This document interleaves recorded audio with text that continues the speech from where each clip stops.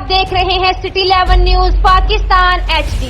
पाक पतन से खबर शामिल करते हैं हमारे ब्यूरो चीफ रजा अली की रिपोर्ट के मुताबिक बाप का अपनी सकी बेटी से नाजायज ताल्लुकात। तफसीलात के मुताबिक पाक पतन के थाना चक बैदी के इलाका सिकंदर चौक में बाप ने अपनी सकी बेटी को ज्यादती का निशाना बना डाला। क़यामत से पहले क़यामत आ गई, ना जमीन फटी ना आसमान। एक और हवा की बेटी को उसके बाप ने 6 माह से ज्यादती का निशाना बनाता रहा। आला हुकाम से ज्यादती का नोटिस लेने की अपील।